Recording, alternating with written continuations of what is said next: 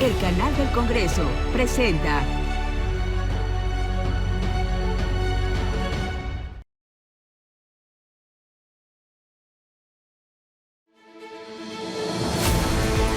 Bienvenidos a Vértice Internacional, qué gusto saludarlos en este programa que analiza el acontecer mundial y sus claves para México.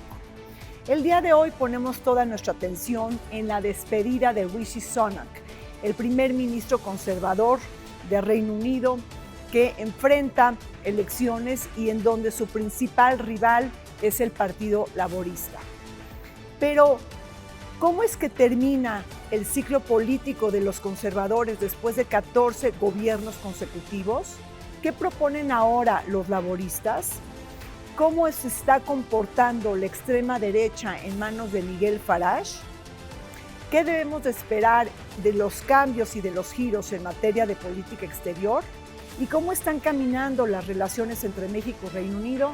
Les pido por favor que nos acompañen.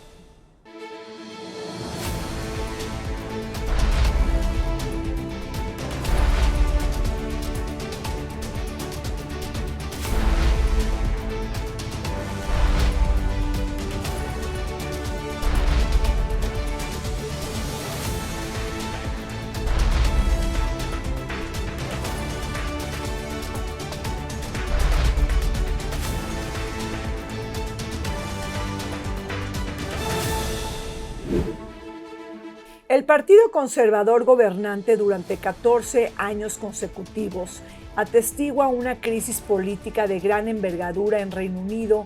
Los llamados Tories han sufrido una serie de descalabros políticos tras los escándalos que llevaron a la salida de Boris Johnson, las 6 semanas caóticas de Liz Truss y las turbulencias económicas impulsadas por la crisis energética, la carencia de mano de obra y los altos costos de vida. Precisamente las elecciones locales celebradas en Gales e Inglaterra el pasado 2 de mayo confirmaron las perspectivas derrotistas para el Partido Conservador, aquel comandado por el primer ministro Rishi Sunak y quien tendrá que entregar Downing Street con la cabeza agachada ante la avasalladora victoria del Partido Laborista. Reino Unido celebra elecciones generales este 4 de julio. La despedida del primer ministro conservador Rishi Sunak, quien sucedió a Liz Truss y también a Boris Johnson. En fin, toda una escena política en Reino Unido que debemos de desagregar para entender la actualidad política, económica y social. Para platicar de este importante tema nos acompañan desde el Instituto Centro Cultural Isidro Fabela, el Museo Casa Risco. Nos acompaña Gabriela Morales Casas, ella es directora de consultoría del Principado UK. Bienvenida, Gabriela. Gracias. Y nos acompaña también Guadalupe Peña.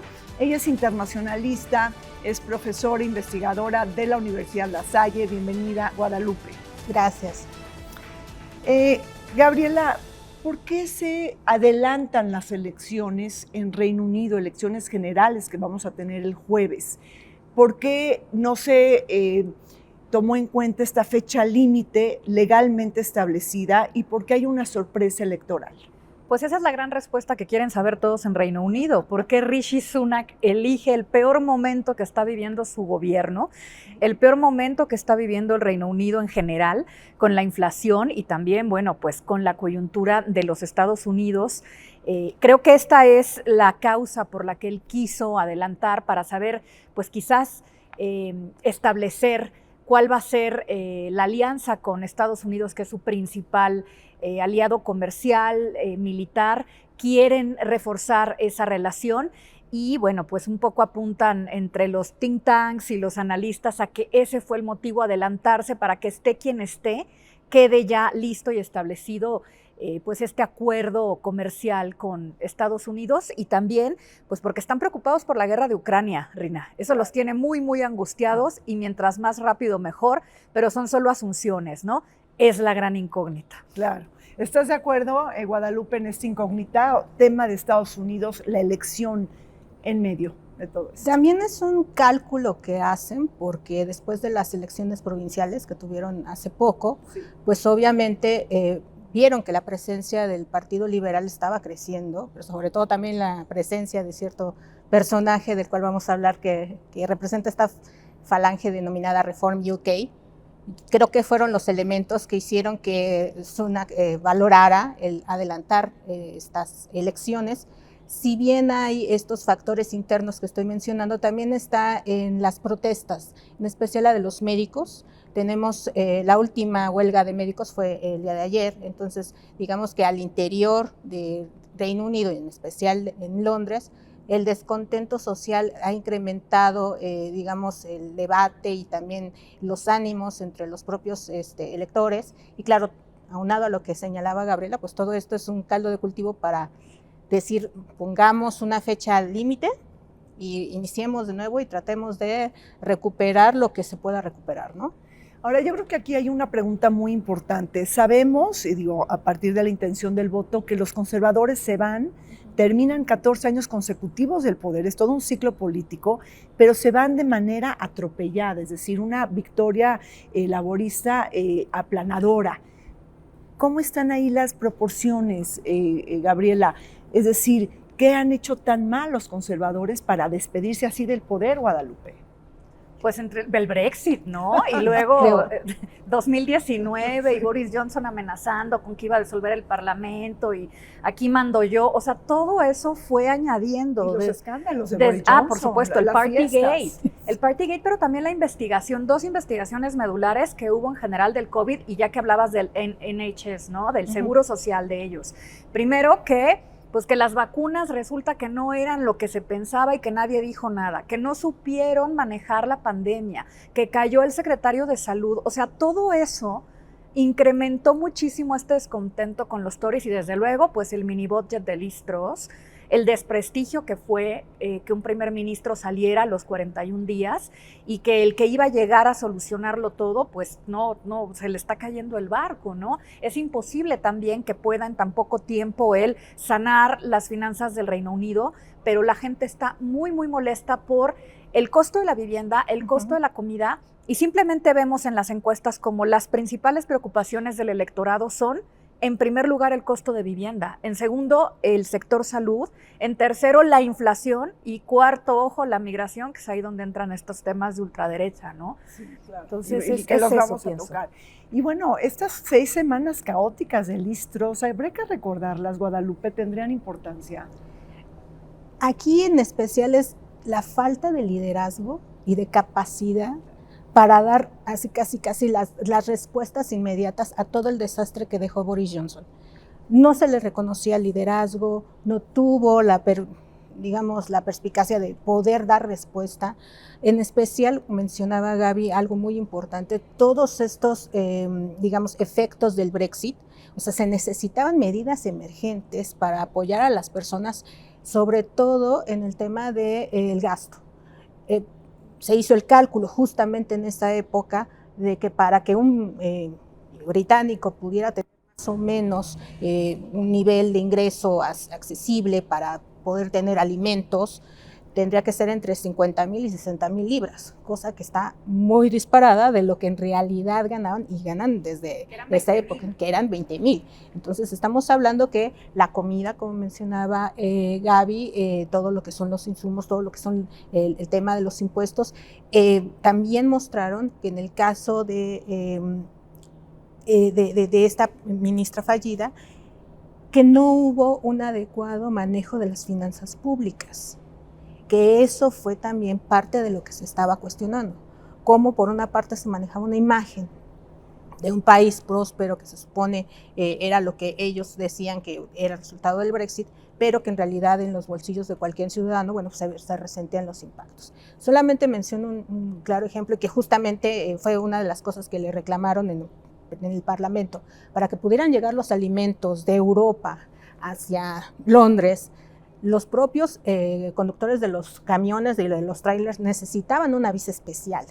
Entonces, como no tenían ese tipo de documento migratorio, todos los alimentos quedaban rezagados y obviamente esperando del otro lado en Calais, en Francia, para poder ingresar a Reino Unido. Entonces, ella ni siquiera podía dar una respuesta correcta. Me acuerdo mucho de que en los debates pues le decían, bueno, ¿cómo no puedes asegurar que lleguen los alimentos? ¿Cómo puedes asegurar que puedes administrar un país como este, no? Bueno, entonces, Guadalupe, ese enojo, esa tirria del electorado se dio y se mostró quizá en las elecciones de Inglaterra y de Gales, que tuvimos locales el 2 de mayo. Y eso fue un termómetro que también ayudó a tomar la decisión, ¿tú crees, Gabriela, a Rishi Sunak de adelantar las elecciones? Pues sí, pero él, a ver, haga lo que haga, sabía, las adelantara o no, que ese barco se va a hundir. Él sabe que va a entregar a los Tories, ¿no? Les va a entregar a los laboralistas. Aquí un poco sería pensar hasta dónde podrían obtener ciertos escaños para seguir fomentando algunas políticas que traen, ¿no? Pero creo que es importante mencionar lo de Gales, el cambio de los distritos, porque en efecto cambiaron en 2023 justo por estas elecciones. ¿Te refieres a la redistribución? Sí, a la redistribución de los distritos, de las constituencies, y que para ellos era importante porque tenían muy buena presencia en Gales. Dios sabe por qué. Entonces, sí, son cosas que no me explico. Y bueno, pues trataron de que se redistribuyera mejor, pero pues no, perdieron. De 40 distritos de Gales, se quedaron 35 nada más, se aumentaron más en Inglaterra y sobre todo pues en el norte, en York, que es muy conservador. Buscaron hacer ahí un poco de redistribución que no fue muy adecuada, pero bueno, fue lo que buscaban ellos al final de cuentas, ir a los distritos donde sabían que tenían poder para esos escaños que son fundamentales en términos políticos y económicos. Ahora, ¿qué futuro le aguarda al Partido Conservador considerando que hay un nuevo partido que se llama Reform UK, que lo había comentado Guadalupe, Nigel Farage, todos lo conocemos, Mr. Brexit? Platícanos, Guadalupe, ¿qué implicaciones tiene su regreso al Partido Conservador? Es decir, su propio partido, pero ¿cómo impacta? ¿Qué olas de resonancia impacta en el Partido Conservador? Bueno, para quienes nos ven, Nigel Farage es, digamos, la cabeza detrás de todo el tema de Brexit. Toda la campaña mediática que en su momento se difundió era, si quieres a los extranjeros, porque literalmente eran los extranjeros fuera del Reino Unido, y de no recibirlos por parte de Europa, pues bueno, tienes que votar por el Brexit, ¿no? Tal cual. Retoma fuerza porque justamente se apoya en la figura de Donald Trump, tenemos que mencionar, porque justamente tiene dos ideas que van muy de la mano con esta figura de Donald Trump. Obviamente la intolerancia hacia los extranjeros, pero también el tema de la invasión rusa a Ucrania. Es decir, Farage está más en la idea de que el problema con Ucrania es por la intromisión de los europeos en la zona de control de la Federación Rusa. Entonces, ese es un cambio, obviamente, dentro de los propios conservadores, dentro de los propios liberales, el que alguien tome un papel más prorruso que pro-Europa.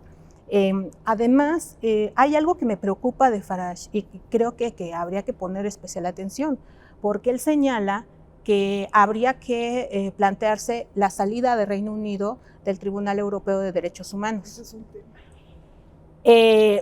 Para quienes nos ven, pues justamente dentro de Europa, no dentro de la Unión Europea, pero sí dentro de Europa, del Consejo de Europa, crearon el Tribunal Europeo de Derechos Humanos, que ya tiene más de 60 años funcionando, sí con una sobrecarga de trabajo, pero sí ha funcionado, ha emitido sentencias muy interesantes sobre temas muy relevantes sobre violaciones a derechos humanos, pero lo que Farage y justamente otros partidarios de Reform UK respaldan es a la salida de Reino Unido del Tribunal Europeo de Derechos Humanos, Reino Unido tendrá toda la libertad de expulsar a los extranjeros sin tener implicaciones para el derecho internacional.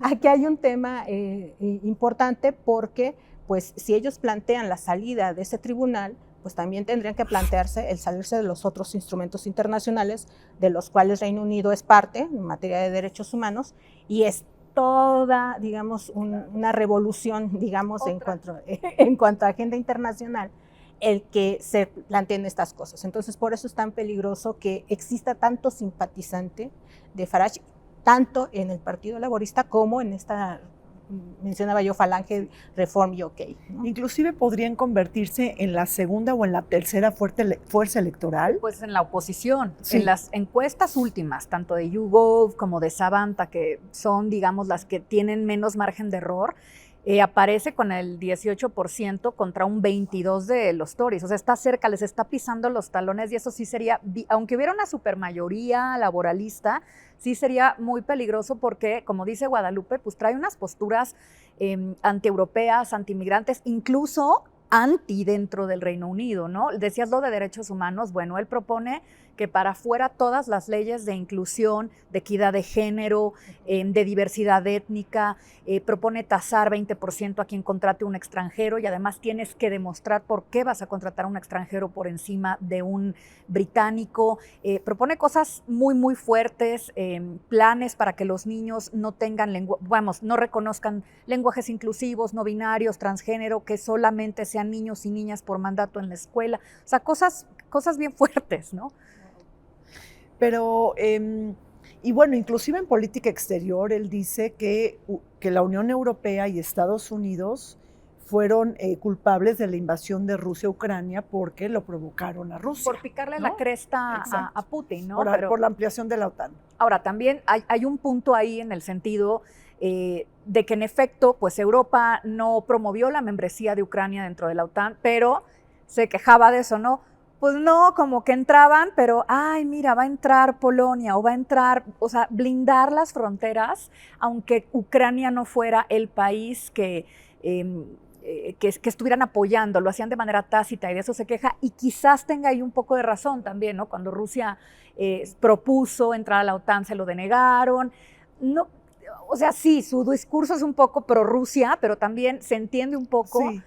que sí había ahí unos temas o unos matices que dieron por sentado o que la Unión Europea pensó que iban a poder dominar y no iba a pasar nada y que Rusia no iba a hacer nada, ¿no? Pero es increíble, él no era candidato, Guadalupe, es decir, él se va al ruedo al final, no era candidato en estas elecciones, cambia de opinión y entra tarde a la campaña y entra por la grande, ¿no? Prácticamente además, convirtiéndose en esa gran fuerza electoral. Starmer no tiene personalidad. Es que ese es el punto.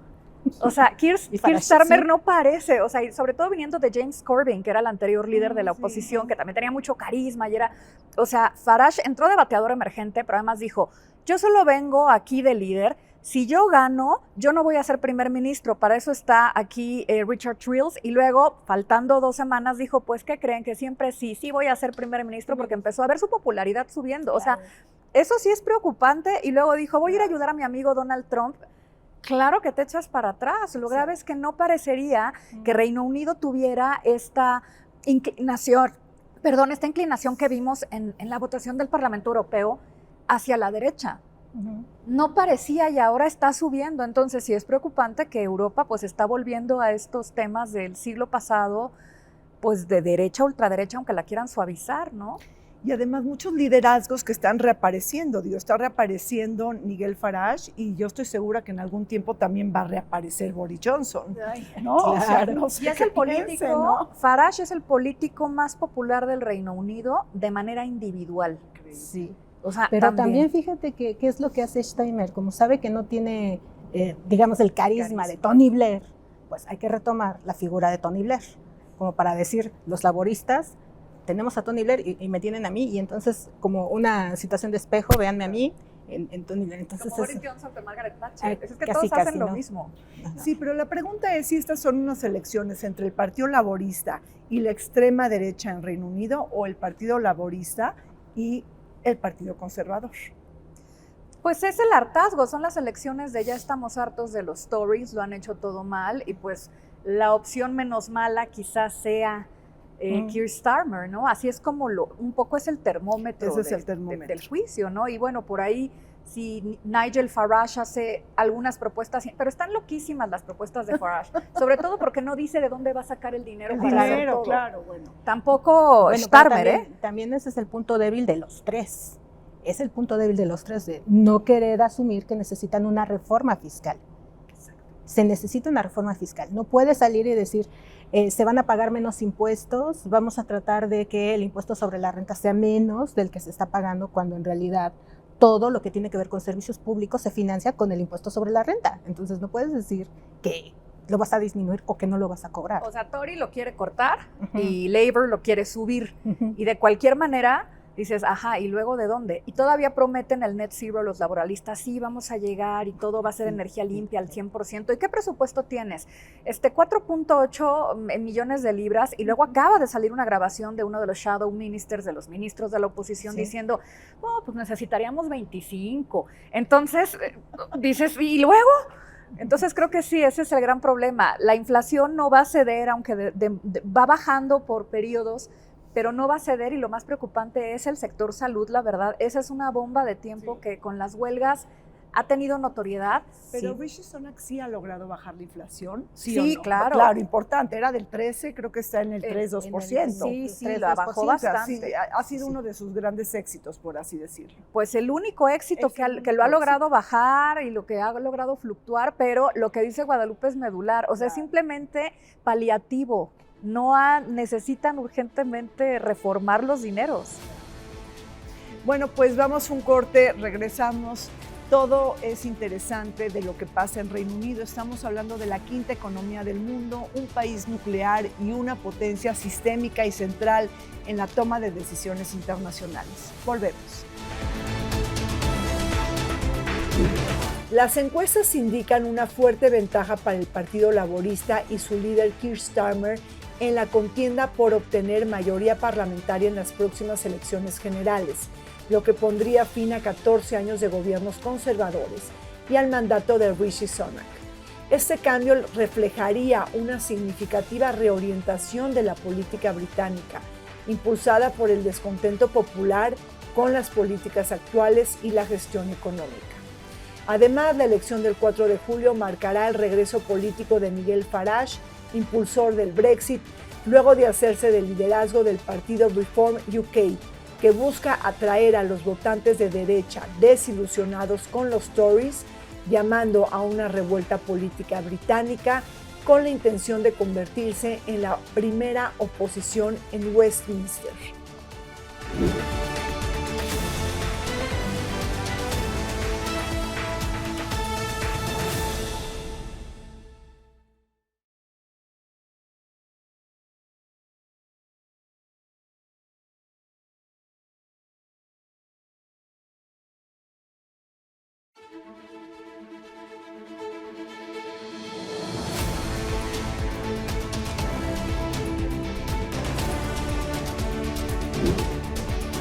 El cambio de timón es inminente en Reino Unido, tras la celebración de elecciones generales del 4 de julio.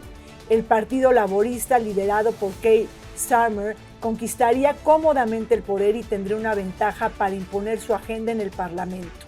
Ello daría como resultado un reforzamiento de la presencia del Estado de la economía, una agenda social más ambiciosa y una transición energética más rápida con base en infraestructura verde y subsidios industriales.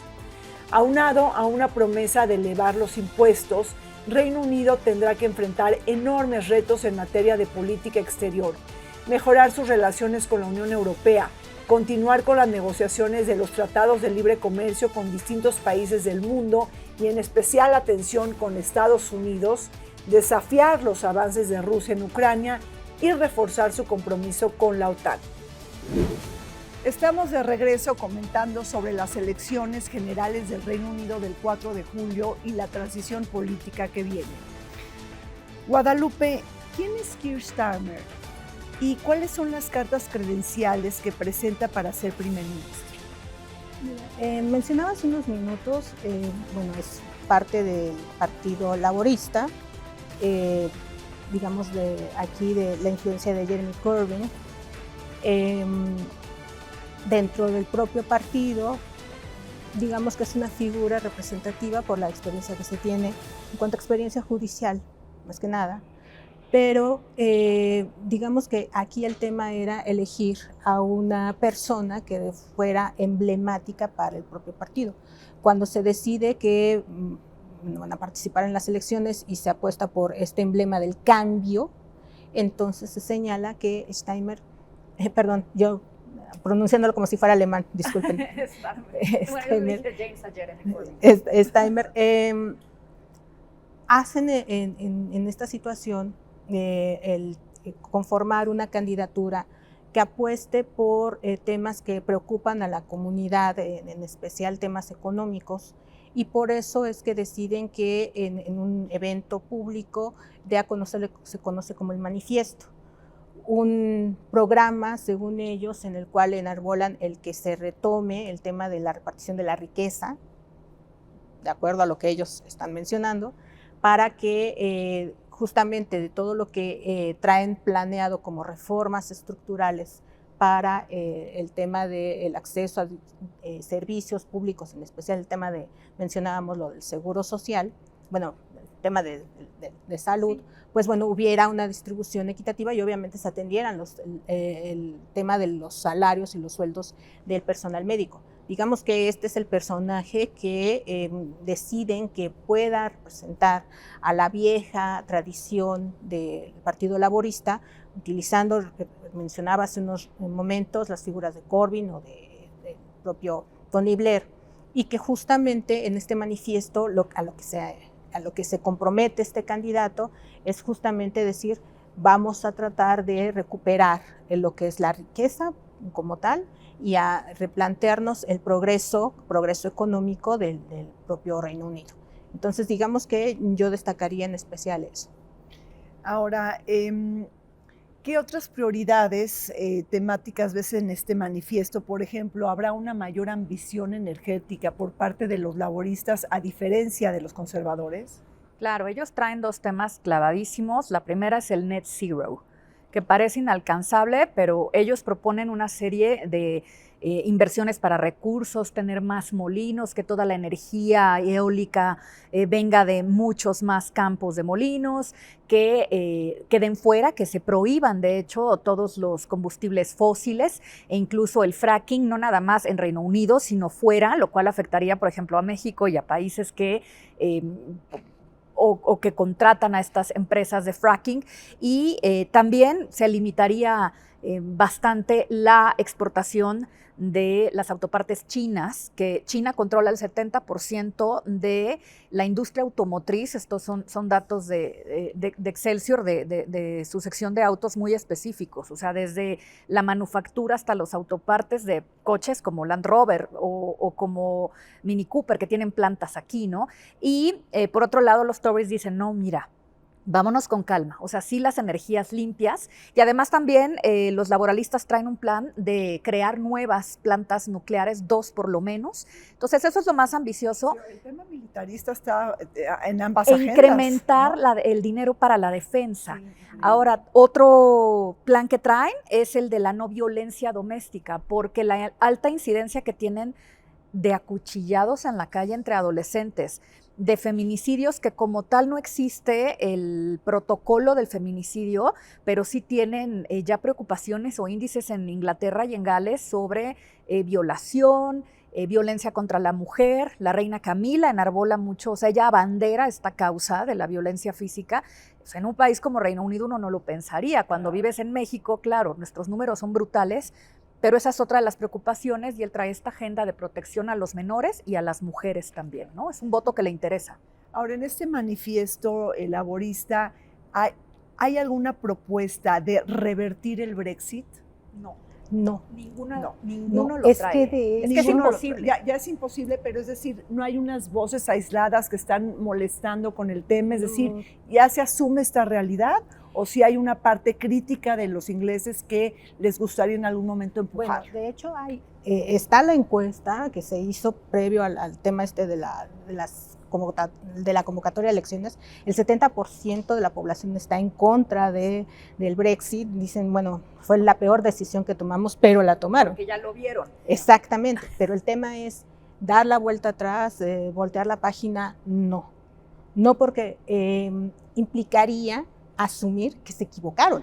No, y el costo económico, porque de tener oficinas europeas con 100 personas encargándose de ciertos temas, pues subió a 4,000 personas. ¿Ahora qué? ¿Las cortas? Porque están cortando mucho personal también de salud y ahora también a los burócratas. O sea, ha generado muchos problemas. Ahora, a lo mejor no vienen los manifiestos, pero si gana la mayoría como se espera, el 70% de los ministros van a ser remainers, o sea, quienes votaban o quienes estaban por quedarse. Entonces sí harían ajustes. Harían ajustes quizá para ampliar la cooperación con la Unión Europea, pero bajo el mismo estatus del Brexit, ¿no? Y otra cosa, se les vence en 2025 el término del Windsor Framework, que fue cuando firmaron que sí se iba a hacer el Brexit y que iban a poner no una frontera dura en el norte de Irlanda, pero que iban a hacer ajustes. Entonces, yo pienso, no sé, Guadalupe, Rina, qué piensen ustedes, pero veladamente harán algunos cambios.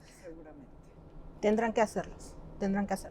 En especial, recurrir a estos principios que tanto enarbolan ellos, tanto como Estados Unidos en los foros de comercio internacional, de trato nacional y trato de nación más favorecida, para ver si con la implicación de estos dos principios pueden obtener mejores concesiones por parte de la Unión Europea para tener los insumos que les hacen falta. Les mencionaba hace rato el tema de los alimentos, pero tendrían que buscar un buen equipo negociador para que hubiera un acercamiento y que flexibilizaran un poco este tema respecto al trato comercial con la Unión Europea, ¿no? Ahora hay un tema muy espinoso que también lo dice el manifiesto laborista, que son los migrantes. Estos migrantes deportados, forzados a Ruanda. A ver, primero, Guadalupe, ¿de qué estamos hablando? O sea, ¿qué es esto? Creo que esta es como que la señal del debacle de Sunak. De verdad, no sé a quién se le ocurrió, pero bueno, vamos a ver, platiquemos. Hay un acuerdo que se firma con Ruanda para que reciba a todos aquellos que son solicitantes de asilo de Reino Unido y que sean trasladados a Ruanda, asegurando en este acuerdo que Ruanda es un lugar seguro. Lo aseguran en el documento, pero no arrojan ninguna evidencia de que en realidad Ruanda sea un lugar seguro. Todos sabemos que después del genocidio y todo el proceso de pacificación, pues no necesariamente puede ponérsele esa etiqueta de lugar seguro. ¿Qué es lo que dijo Sunak cuando propuso este acuerdo? Aliviar un poco esta situación de la llegada irregular de migrantes. Llegaban en lanchas, obviamente desde Calais hacia Reino Unido, y no había forma de cómo atenderlos porque pues obviamente fue la repulsión a los extranjeros y ese tipo de migración lo que ocasionó que precisamente se alejaran de la Unión Europea. ¿Qué es lo que hacen? Reciben las solicitudes, pero los tienen en espera, aun cuando Reino Unido, cabe mencionar, es parte del Estatuto del Refugiado. En el Estatuto del Refugiado se establecen principios, entre ellos la no devolución y la no incriminación por ingreso irregular. ¿Qué es lo que pasa? Que Reino Unido, justamente cuando recibe a aquellos migrantes que están solicitando asilo, observan que precisamente ingresaron de forma irregular y como no pueden documentar su identidad, pues obviamente deciden devolverlos o buscar que la Unión Europea se haga cargo. Entonces, justamente en este acuerdo, lo que está señalando es que Ruanda acepta que se considere como un país seguro para recibir a todos esos migrantes solicitantes de asilo y tenerlos ahí en lo que obviamente Reino Unido se deshace del problema. Por eso es lo que mencionaba la gravedad del asunto. ¿No? A estas se les da voluntariamente el programa Ruanda, libras esterlinas para llevárselos. Pero el tema es, si eres parte de un tratado tan importante como es este estatuto, eres parte del Tribunal Europeo de Derechos Humanos, sobre todo de todos aquellos instrumentos que son protectores de los migrantes y los solicitantes de asilo, estás yendo en contra del derecho internacional. Una gran crítica que le hacen, tanto desde el interior como al exterior, al propio Reino Unido. Pero bueno, repito, el tema migratorio no es que estén a favor de una regularización de los migrantes ni de aceptarlos, los necesitan. De hecho, necesitan mano de obra calificada, necesitan un programa de integración, pero no lo quieren aceptar ni laboristas, ni tampoco conservadores. Pues Starmer propone terminar ese programa e iniciar otro y que sea estudiado caso por caso el asilo, pues es imposible. Y nada más de Ruanda, que por cierto entró a la Commonwealth después, el año de la muerte de Isabel II. O sea, también la corona aceptó a este país que no fue colonia, pero para acercarlo y tener esta relación mucho más afable que Sunak quería y verse bien, pero al final acabó viéndose pésimo, ¿no? La migración es un problema gravísimo para Reino Unido y la gente no lo entiende como somos un país que puede admitir refugiados, que necesitamos migración. Exacto. Ellos lo entienden como no que se vayan. Nos quitan empleos, nos quitan dinero, se llevan nuestra comida. O sea, traen un discurso muy, muy, muy Trump. Sí, muy trumpista. Muy trumpista. Híjole. Y en el Congreso, ¿cómo se va a reflejar ese debate? ¿Cómo se imaginan las mayorías? Digo, sabemos que va a ganar los laboristas una buena parte del Congreso. ¿Tendrán mayorías o viene ahí como una cierta división en temas tan espinosos? Pues van a ser, se habla de incluso de una super mayoría, ¿no? De tener, no sé, 250 escaños. Claro. Pero en la agenda, en el manifiesto, viene considerado terminar el plan de Ruanda. O sea, no va a haber forma de modificarlo. Claro. Y eso pues va a ser un problema más, otro más, con la comunidad europea o con Europa, aparte de los que ya tienen económicos. ¿Y cómo están viendo la llegada del Partido Nacional Escocés en estas elecciones, después ya de la despedida de hace tiempo de Nicola Sturgeon y bueno, de los referéndums de Escocia que se han ido posponiendo?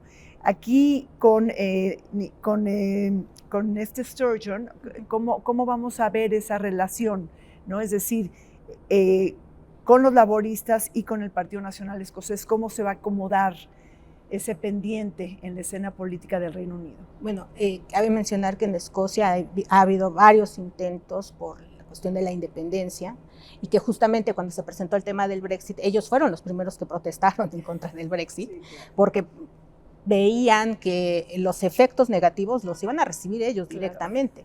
Entonces, vaya, este tipo de situaciones son las que hacen que el Partido Nacionalista pues, pueda retomar la agenda.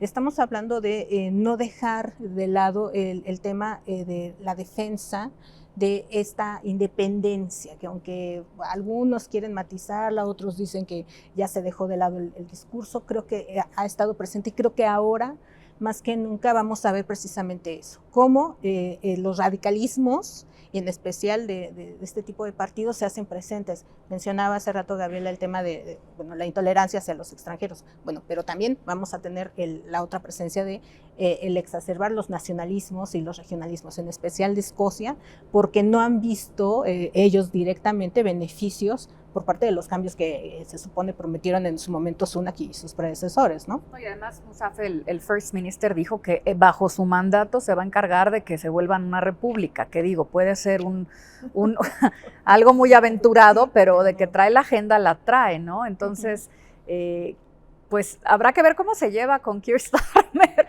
Pero mira, a mí me llama la atención un dato, y hablo de las monarquías porque, bueno, pues es parte de mi core y de mi especialidad. Los escoceses no quieren ser parte de la Unión, no quieren ser parte de la Gran Bretaña, pero dejarían como jefe de Estado al monarca del Reino Unido. O sea, eso también es muy significativo, hasta donde sí hay un gran nacionalismo, pero sí nos gusta la monarquía, sí respetamos al rey y sí nos gustan algunas cosas de ser parte de la Gran Bretaña. Pero no nos gusta que nos tengan ahí como de su punching bag o de su, vamos a decirlo así, de su antesala, ¿no? O sea, pero yo no creo que sucediera en esta administración. Sí. Ahora, también tomemos en cuenta, y hablábamos de Starmer, es bien cauteloso, es muy tibio, él no se compromete. Él, incluso cuando fue el inicio de la guerra entre Israel y Gaza, él decía que estaba a favor de lo que dijera el gobierno, que no iba a cuestionar a Sunak, y luego cuando, claro, empieza Netanyahu a meterse en Rafah y toda la opinión pública, incluido Sunak, comienzan a decir no estamos de acuerdo, claro, te vamos a replegar las armas, no te las vamos a dar. Entonces ya Starmer salió a decir la paz. Dices, oye, ¿cuál es tu postura? Eres el líder de la oposición, seguramente vas a ser el nuevo primer ministro, y es más tibio, soso y blando, sí, que también veo esa actitud hacia el nacionalismo escocés. Él no se ha pronunciado de nada de eso.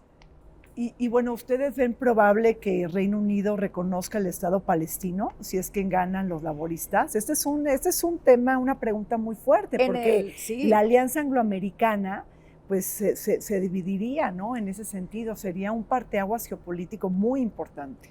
Guadalupe. Yo creo que para ellos fue muy, aunque, bueno, es una primera lectura que tengo y ustedes ya me dirán.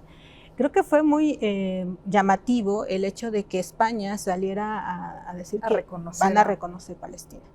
Porque si nosotros vemos incluso cómo ha sido la política exterior de ambos países, tanto Reino Unido como de España, respecto al tema del conflicto de Israel y Palestina, casi siempre han tenido puntos coincidentes, ¿no? Se han ido apoyando incluso, pero ahora justamente es reconocer el Estado palestino como tal. Creo que también sería como reconocer un error histórico, que ellos fueron los que impulsaron la creación del Estado israelí. Entonces, qué tan preparados están para asumir, repito, ese tipo de riesgos, pero también no pueden decir que no se está cometiendo genocidio en ese lugar. Hay pruebas, documentación, la propia Naciones Unidas con su oficina especial ha señalado que hay crímenes de guerra y crímenes de lesa humanidad. Entonces, el hecho de decir que no puede pronunciarse o decir algo en contra de Israel, pues también podría comprometer la propia posición de Reino Unido, no solo en la OTAN o en la propia Naciones Unidas, ¿no? Y se complica muchísimo con la llegada de Trump.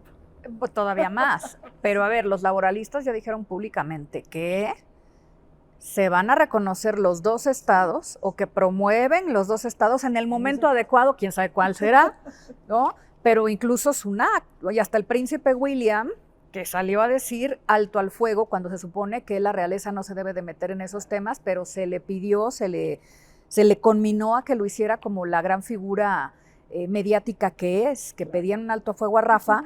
Y sobre todo, mira, los Tories dicen, hay que revisar las licencias de armas para ver si se está utilizando en Rafah, y de eso dependerá que sigamos o no suministrando armas a Israel, pero de que se las han restringido, sí. Es un tema, una cuestión muy sensible en estos momentos para el Reino Unido, pero aquí creo que la pregunta es, después del Brexit, Reino Unido, con el tiempo que estuvieron con los conservadores, ¿se ha logrado hacer un Reino Unido global?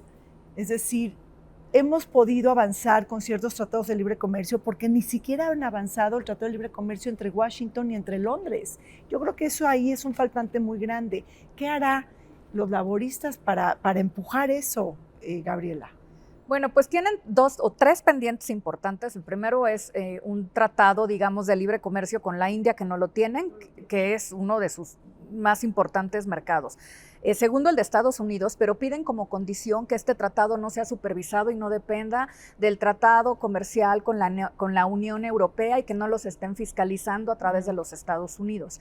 Y también Rishi Sunak alcanzó todavía a hacer esta propuesta o convenio con otras potencias tecnológicas, incluida Estados Unidos en primer lugar, desde luego, de que quieren volver a ser un país tecnológico punta de lanza. Entonces, esa es la principal agenda que tienen, y por eso yo lo decía en un principio, esté quien esté, gane Trump, que al parecer así será, ellos necesitan esta alianza con los Estados Unidos y asegurar que aún si se quedan el partido Labour, ellos necesitan de la tecnología y del apoyo en defensa, es decir, no nada más en armamento, sino que los ayuden con su tecnología a construir más submarinos, mayor defensa. O sea, Reino Unido necesita incrementar el tema de potencia militar o tecnológica que alguna vez tuvo, pero no puede solo. O sea, Estados Unidos es su prioridad en la vida.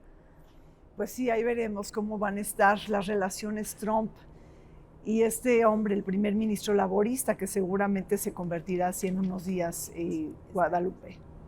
Sí, yo creo que parte de lo que van a tratar de buscar es que se tome en cuenta los puntos coincidentes. ¿A qué vamos? Esto de volverse totalmente radicales en contra del tema europeo, de decir vamos a marcar una distancia entre lo que la Unión Europea está defendiendo y qué vamos a hacer, vamos a retomar nuestra vieja alianza sobre otros temas que tenemos de intereses comunes. Pero creo que aquí, más allá de eso, creo que hay otros tipo de focos que hay que atender por el tema no solo del conflicto en Ucrania, no solo el conflicto en Palestina, sino que también tienen que tomar en cuenta el tema de la agenda ambiental. Ambos países están comprometidos por ciertas circunstancias. Obviamente estamos hablando de que Donald Trump no cree en el cambio climático y entonces estamos hablando de que la posición de Reino Unido es cambiar un poco también la estrategia respecto a la agenda ambiental. Entonces vaya, ahí hay otro tema. Otra situación tiene que ver con la relación con otros países, en el caso de América Latina. Pues estamos hablando de que en especial tenemos varios focos de alerta en cuanto a temas de elecciones también en América Latina, pero también de la lejanía que hay en temas de agenda tanto de Reino Unido como de Donald Trump. Donald Trump ni siquiera volteaba a ver a América Latina cuando era presidente y claro, hay otros intereses. Bueno, pues así es.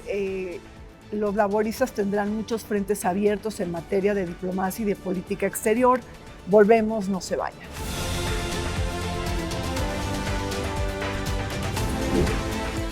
Desde su implementación hace más de 4 años, el Brexit ha impactado negativamente la situación económica en Reino Unido.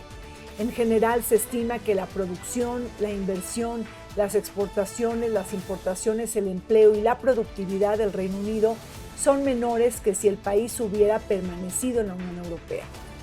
Un informe elaborado por Cambridge Econometrics a principios del 2024 estima que en 2023 el valor agregado bruto, que representa el valor total de los bienes y servicios producidos en una economía, es de 140,000 millones de libras esterlinas o un 6% menos de no haberse concretado el Brexit.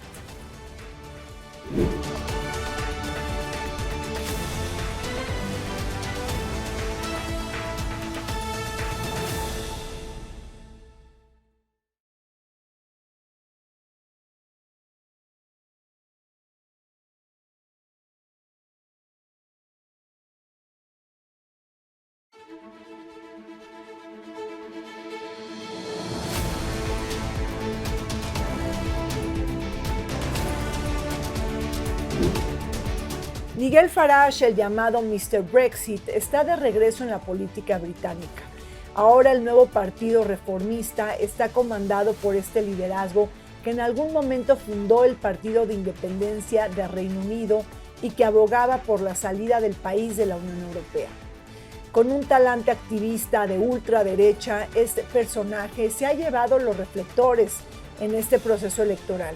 El partido se ha acercado a los conservadores y puede convertirse en la segunda o tercera fuerza política que hará de este partido un ente pendular, aquel que desafiara a los conservadores gobernantes y que ha resaltado la profunda decepción de los votantes de derecha con el gobierno de Rishi Sunak.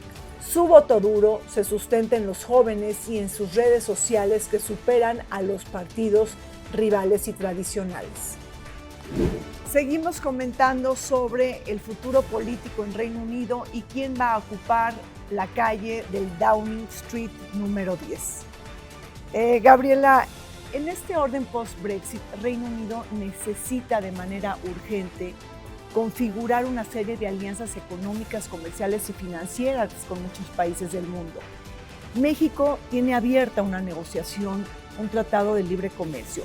¿En qué estatus estamos y hacia dónde vamos con ello? Estamos en el estatus de ya se firmaron 2 acuerdos, ya pasaron secretarios de Economía, es el Trade Continuity Agreement. Mira, se firmó desde 2020 y este regula las tarifas preferenciales de exportación e importación entre ambos países, sobre todo en materia de licores, de alcoholes, automotriz, farmacéutica, textil. Somos para ellos el mercado número 47, para nosotros significan el número 7. Y en cuanto a números, bueno, entre exportación e importación, les generamos a ellos una tasa pequeña, 2.8 millones de libras, Para nosotros son 2.4 millones de libras, que por supuesto será más, pero México le supone una gran entrada hacia el resto del mercado. Entonces, cuando tienen esta tarifa preferencial, pues pueden negociarla más no hacia Estados Unidos, con ellos tienen otro tratado, sino hacia el resto de Latinoamérica y algunos otros países del Caribe. Ahora es importante para ellos, por ejemplo, que el whisky que entra a México, que sea de alta calidad, que no tenga una tasa arancelaria alta, porque aquí es el cuarto licor que más se consume y somos muchos. O sea, para ellos es un mercado importante por la densidad de población que tenemos, claro, ¿no? Y además somos puerta de entrada a América Latina. América Latina y vecinos de los Estados Unidos, claro, peleados si tú quieres o en situación complicada, pero México siempre es un mercado medular para ellos. Claro. Y bueno, hablando de este Tratado de Libre Comercio, Guadalupe, sería, en caso de materializarse y de tener una firma y una entrada en vigor, sería el primer Tratado de Libre Comercio que Reino Unido firma con un gobierno progresista como el de México. ¿Qué nos puedes detallar de eso? Pues mira, justamente lo que mencionaba Gaby es importante porque a la firma del Acuerdo de Continuidad Económica del 2020 tuvo que pasar una serie de negociaciones, 3 rondas apenas llevamos, y justo en el 2023 se firmó una decisión que le denominaron Decisión 1-2023, con la cual justamente preveían que continuaría una 4ª fase de negociaciones, pero justamente en esta situación de que no tenemos ya embajador del Reino Unido en México y viene este tema de las elecciones, pues obviamente esto se tiene que retomar hasta el 2025. Tomando en cuenta que esto se tome en el 2025, entonces ahora tendremos esta situación para México. Tomando en cuenta que en el 2025 son los trabajos preparatorios de México dentro del TEMEC, México tiene, digamos, esa prioridad, es todo el trabajo preparatorio para la revisión de la cláusula sunset, que obviamente tiene que darse todo esto hacia el 2026. Vaya, esa es la prioridad de México. Imagínate que justamente para esa época, para la gestión de Sheinbaum y su equipo, pues obviamente el tema es qué prioridades vas a tener en materia de política económica. Todo lo que tiene que ver con la preparación de la revisión del TEMEC o retomar las negociaciones de un tratado que se viene postergando con Reino Unido. Creo que para ambos países podría ser conveniente el tener este tratado. Mencionaba en especial Gabriela el tema de los productos de bebidas alcohólicas, pero también para ellos es importante, por ejemplo, todo lo que tiene que ver con frutas y verduras, todo lo que tiene que ver con productos agrícolas, porque para ellos ha resultado un grave problema el tener este tipo de insumos para su mercado. Entonces, digamos que tomando en cuenta eso, pues tendría que haber una suerte de una nueva acercamiento entre, esperemos, Marcelo Ebrard y vaya a ser su contraparte en Reino Unido, para ver si podemos avanzar un poquitito más en esto del trato preferencial hacia otro tipo de productos. Vaya, el tema es un poco dejar de lado esto de quién es de izquierda o de derecha y ver más por las conveniencias comerciales de ambos países, ¿no? Pues se nos acabó el tiempo. Quisiera agradecer a Guadalupe Peña. Gracias, Guadalupe, por estar con nosotros. Gabriela Casas, de verdad ha sido un privilegio. Ojalá las tengamos nuevamente en el programa. Bueno, pues volvemos, no se vayan. En lo que va del siglo XXI, esta es la primera ocasión que México y Reino Unido celebran elecciones en un mismo año para cambio de jefe de gobierno de Estado. Destaca que en el mismo periodo de tiempo, nuestro país haya realizado 6 visitas de Estado y que el comercio bilateral haya aumentado un 190%. En el mismo aspecto comercial, México y Reino Unido suscribieron en noviembre del 2023 el Acuerdo de Continuidad Comercial que mantiene el libre flujo de intercambios entre ambos países y tendrá una vigencia de 3 años a partir de su entrada en vigor, periodo en el cual se llevarán a cabo negociaciones para suscribir un acuerdo más amplio e integral. México será el primer país de Latinoamérica con el que Reino Unido negocie un nuevo acuerdo de libre comercio tras el Brexit. Agradezco al Museo Casa del Risco todas las facilidades brindadas para grabar en esta preciosa locación. Hasta pronto.